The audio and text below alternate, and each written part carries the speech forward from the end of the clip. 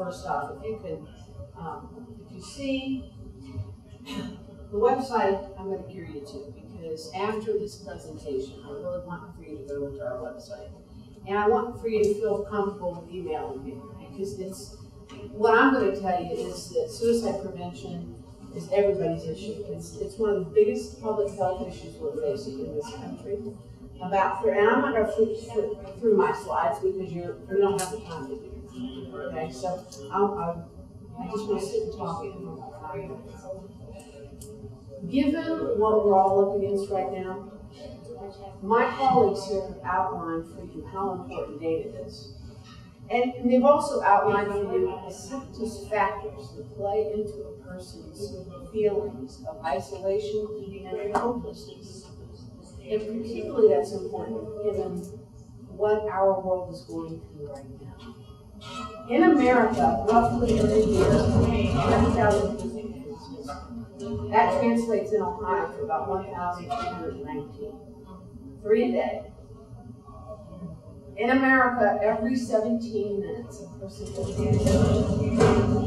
in America, we spend $317 billion a year on untreated depression and suicide. In America, we refuse to talk about it. It's important for each one of you to recognize how important this major public health issue. It's not just a mental health issue. It is not just a drug and alcohol issue. But 90% of those who complete suicide in this state, and suicide being the 11th leading cause of death in this state,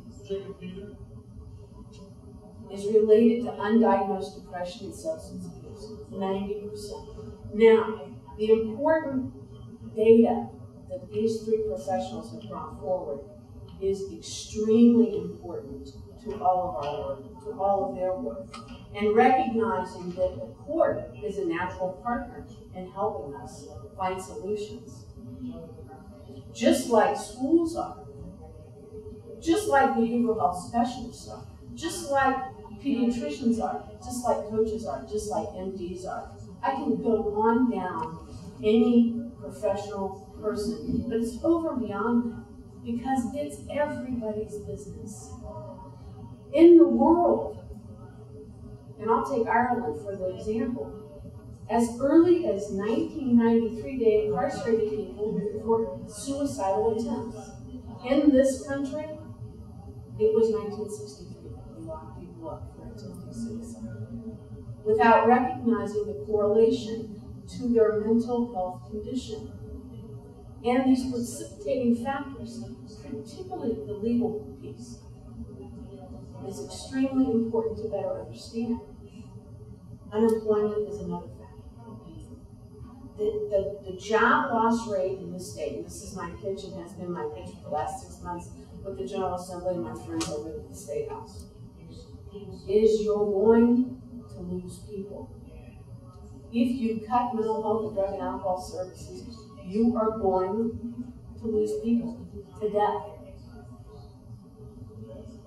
Because when we see economic factors impede our society, such as they did after the Great Depression, where there was a 25% unemployment rate, the suicide rate that year went to 20%. It is imperative that all of us get involved. And ways that you can get involved is by recognizing that Ohio leads the nation in a grassroots effort. The foundation funds 73 counties across the state for suicide prevention coalitions. The other daunting issue here is that you must understand that suicide is the second leading cause of death for young people 15 to 24. In Ohio, 79% of suicides are to males. And the largest category, there are to males age 45 to 54, and predominantly Caucasians. 21% are female in Ohio. Ohio is ranked 29 out of 50 states. For males, it's the 8th leading cause of death. And here's the other point that I want you to understand. We talk an awful lot about homicides and murder. Every day you read something about it.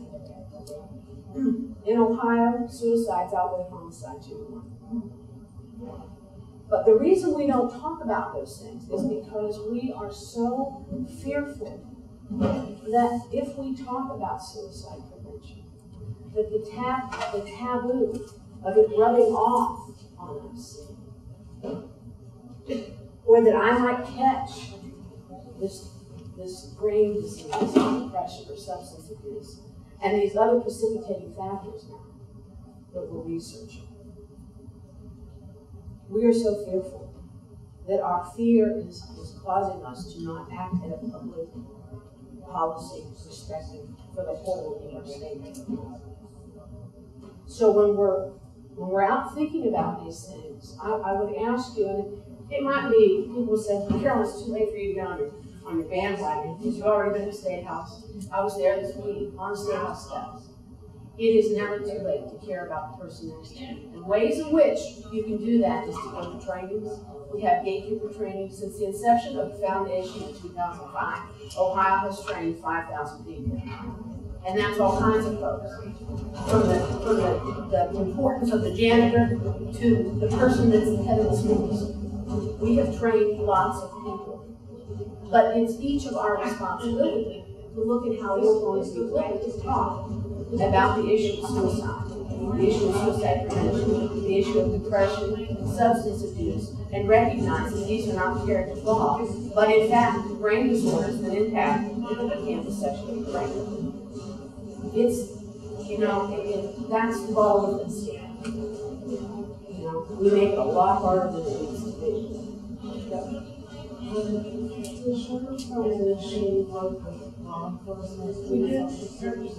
do training with them. There is the crisis intervention training, through the Supreme Court. We have a great partnership with the Supreme Court. And certainly, the type of training that we're doing is gatekeeper training that talks about signs and symptoms and then de-escalation method. And looking at understanding that oftentimes we don't recognize those signs and symptoms. I didn't.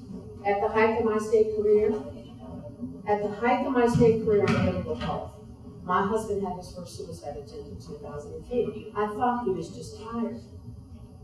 It's imperative that we get ourselves trained and that we allow research to help train us so that we don't make mistakes. The other thing that's important is to push policymakers to fund research and mechanisms for standardized data collection. I'm happy to report, because I think this was brought up in Tom's report, that the violent death reporting system, which only 17 states have, Ohio put an application through the Department of Health on April 25th. And I am praying that gets awarded. The other thing that's really important is for you to know that our coalitions are working with lots of people in the community. If you're not involved, get involved. If you go onto the website, you're going to see maps. You can pull up county data. Suicide data is a year in arrearage. Our coroners and medical examiners are reporting to the Department of Health.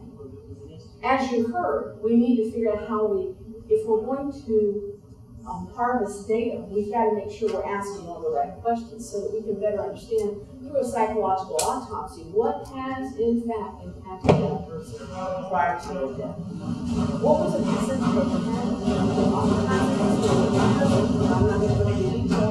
My husband, who's still alive today, that had a second attempt, had a legal issue that came about 48 hours before his attempt. It's important that we talk about it.